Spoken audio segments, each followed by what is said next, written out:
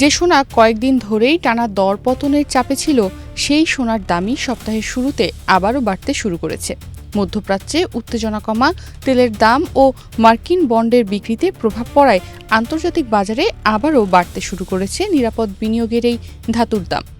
গতকাল সপ্তাহের সর্বনিম্ন অবস্থান থেকে ঘুরে দাঁড়িয়ে প্রতি আউন্স সোনার দাম বিশ্ববাজারে প্রায় 20 থেকে 30 ডলার বেড়ে আবারও $4,227 কাছাকাছি পৌঁছেছে। বিশ্ববাজারের এমন পরিবর্তনের কারণে টানা 4 দফা দাম কমার পর 22 ক্যারেটে প্রতি ভরি সোনার দাম 6,590 টাকা বাড়িয়েছে বাংলাদেশ জুয়েলার্স অ্যাসোসিয়েশন বাজুস।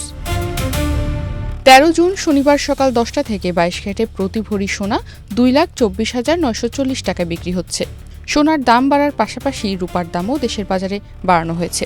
22 ক্যারেটে প্রতি ভরি রূপার দাম 291 টাকা বাড়িয়ে নতুন দাম নির্ধারণ করা হয়েছে 5,132 টাকা।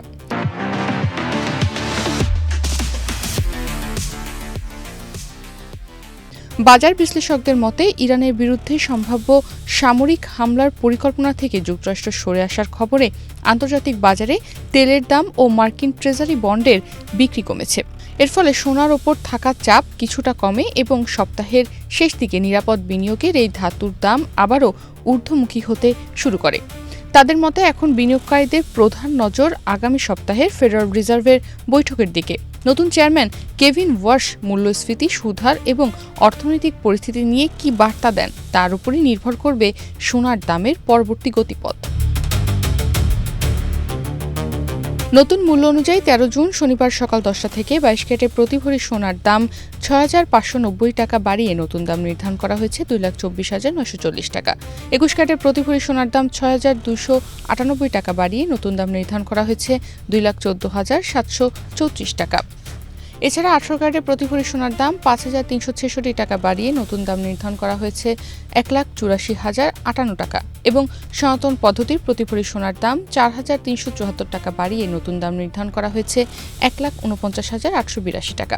এর আগে গত 11 জুন সকাল 10টা থেকে 22 ক্যারেটে প্রতি ভরি সোনার দাম 4,432 টাকা কমিয়ে এতদিন পর্যন্ত বিক্রি হচ্ছিল 2,18,350 টাকা।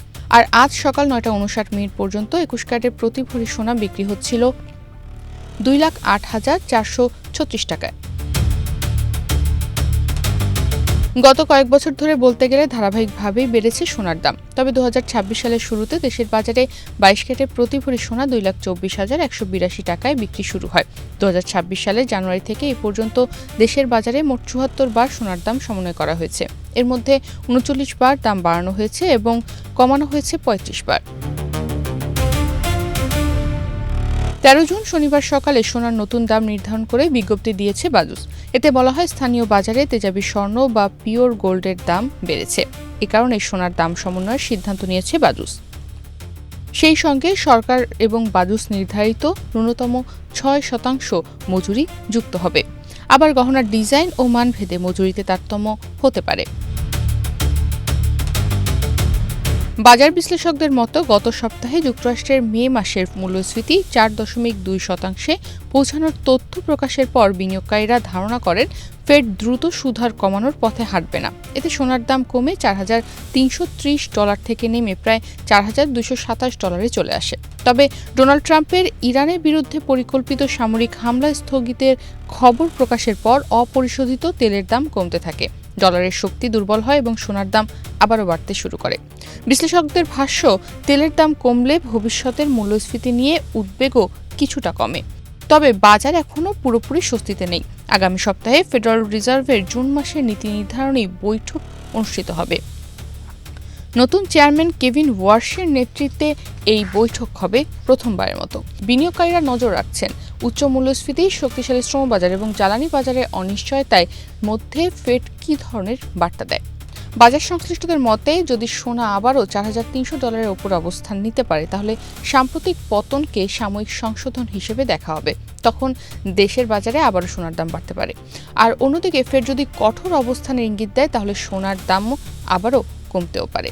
আর যদি বিশ্ব বাজারে সোনার দাম বাড়তে থাকে তাহলে দেশের বাজারেও সোনার দাম আবারও বাড়তে শুরু করবে, যার এক ঝলক উদাহরণ আজ আমরা সকলেই দেখতে পেয়েছি। তনিমা রহমান, বাংলাদেশ প্রতিদিন।